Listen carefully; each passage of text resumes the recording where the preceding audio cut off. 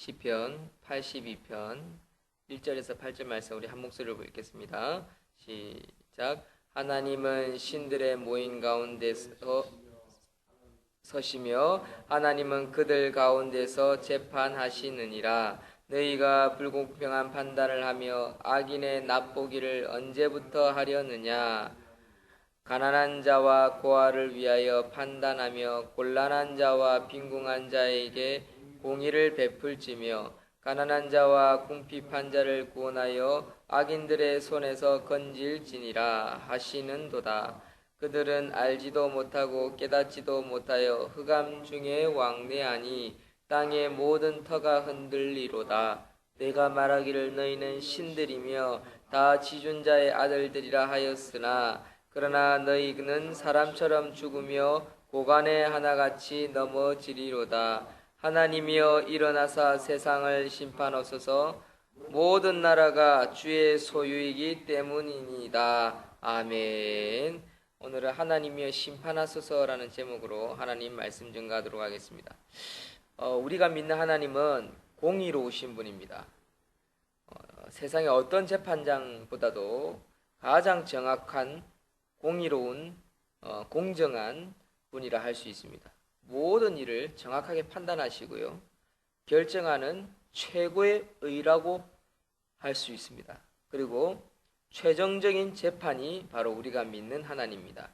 이 하나님은 이 세상의 모든 재판장들의 재판장이라고 할 수 있습니다. 그래서 1절의 시인은 그러한 하나님을 고백합니다. 하나님은 신들의 모임 가운데에 서시며 하나님은 그들 가운데에서 재판하시느니라 라고 고백하고 있는 것입니다. 여기서 신들의 모임이라는 것은 하나님의 회를 의미하는데, 신들의 모임에서 재판장으로 서신 것은 이 땅의 모든 재판장들을 재판하기 위함입니다.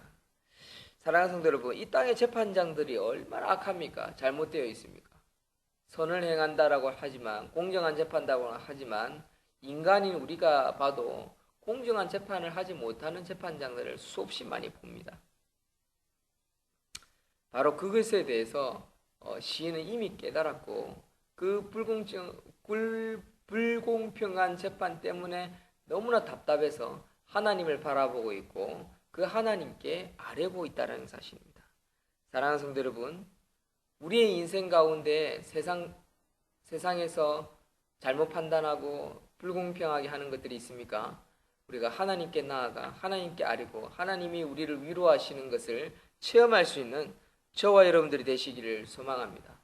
하나님 앞에 나아가면요, 하나님이 그것을 위로하시고 깨닫게 하시고 진정한 재판을 하실 것입니다. 그게 우리의 위로입니다. 기독교인의 크리스찬에게 가장 큰 위로인 것입니다. 2절에 너희가 불공평한 판단을 하며 악인의 납보기를 언제까지 하려느냐. 악인의 편을 든다는 거죠. 잘못 판단한다는 겁니다. 있는 자를 편들지 없는 자를 편들지 않는다는 겁니다. 그리고 힘 있는 자를 편들지 힘 없는 자를 편들지 않는다는 겁니다. 공평하지 않더라는 것입니다. 그러나 우리가 믿는 하나님은요, 공정하신 분이고요, 힘없고 가진 것이 없고 돈 없는 자의 탄원과 신원을 들으시며 위로하시는 분이심을 기억할 수 있는 저와 여러분들이 다 되시기를 주의 이름으로 축원드립니다. 3절에 가난한 자와 고아를 위하여 판단하며 곤란한 자와 빈궁한 자에게 공의를 베풀지며 가난한 자와 궁핍한 자를 구원하여 악인들의 손에서 건질지니라 하시는도다. 하나님은요, 바로 가난한 자와 궁핍한 자를 구원하며 악인의 손을 건지시는 분이십니다. 그분이 뭐라고 말씀하시냐면 내가 고아와 과부들을 건지겠다라고 스스로 말씀하신 분이다라는 것입니다. 그렇기 때문에 우리는 늘 그 하나님을 바라보고 하나님께 나아가며 하나님을 찾을 수 있는 그러한 자들이 되어야 합니다. 두 번째는 공의로운 하나님은 바로 이런 분이기 때문에 이 당시에는 가난한 사람들이 특히 많았습니다. 옛날로 돌아가면서록 고대로 돌아가면 갈수록 불의한 사람, 악한 사람의 눈치를 보고 잘못 판결하고 있는 그런 시대였습니다. 시인은 그래서 땅의 모든 터가 흔들린다라고 고백하였습니다. 5절에 그들은 알지 못하며 깨닫지도 못하며 흑암 중에 왕래하니 땅의 모든 터가 흔들리리로다 라고 고백하고 있습니다. 그만큼 사회의 기본적인 질서가 무너져 있고 세워져 있지 못했습니다. 우리가 영화를 보거나 역사를 읽어봐도 그것을 충분히 깨달을 수 있습니다. 뒤로 돌아갈수록 왕이, 힘이 센 사람이 온 세상을 차지하고 없는 사람들은 굶어 죽고 빼앗기고 그렇게 살았던 것을 우리는 봅니다. 어느 시대나 어느 사회에서나 어느 국가에서나 사법이 무너지면 공의가 바로 서지 못한다는 것은 오늘날 지식인들은 모르는 사람이 없는 부분입니다. 그러나 그 당시에는 모든 사법부부터 시작해서 다 무너져 있었습니다. 재판을 통해서 사회와 국가의 질서를 관장해야 할 사법부가 무너져 있었던 것입니다. 그렇기 때문에 사랑하는 성도 여러분, 기독교인이 정말 공의를 찾고 무너진 법을 바로 세울 수 있는 곳이 어디였습니까? 하나님을 찾는 것이었습니다. 하나님밖에 없는 것입니다. 그래서 하나님의 말씀 때문에 기독교 국가는 바르게 서갖고 민주주의 국가가 되어갖고 법치주의가 바르게 서는 국가들이 되어갔다는 것입니다. 그런 나라들이 다 복지국가가 되었습니다. 그런 나라들이 제대로 인권을 찾았습니다. 그러나 하나님을 무시하고 하나님이 없는 나라는요, 원시 국가나 마찬가지였습니다. 얼마나 불쌍합니까? 그러면서 인간 삶, 사랑 타령하면서 살아왔지만 그나마 하나님의 위로가 있었기 때문에 버틸 수 있었다라는 것밖에 되지 않는 그런 단어가 사랑, 가정, 위로였다라고 할 수 있습니다.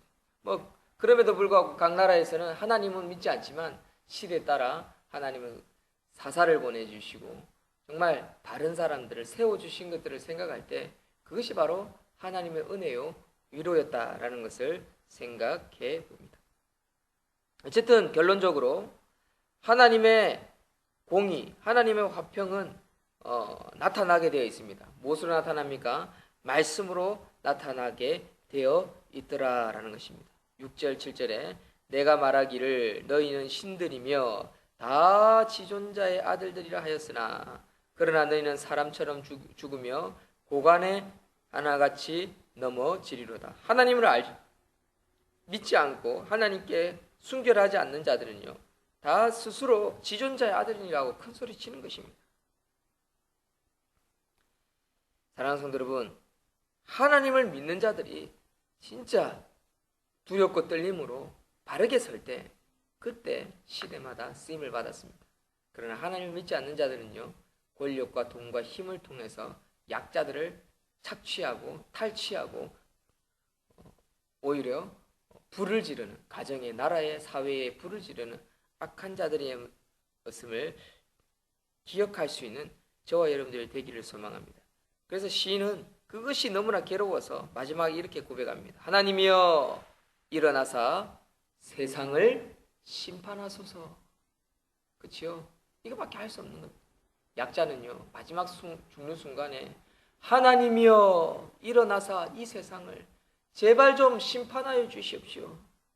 이 고백밖에 할 수 없는 것입니다.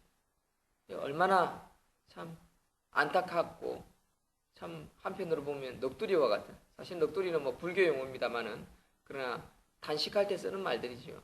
넋두리와 같은 고백입니다. 그러나 기억합시다.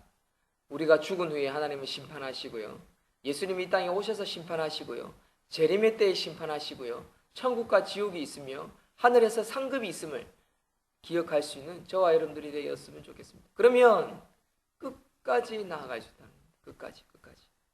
모든 나라가 주의 소유이기 때문이니이다. 그런 고백을 할 수 있는 저와 여러분들이 되시기를 주의 이름으로 축원드립니다. 아멘.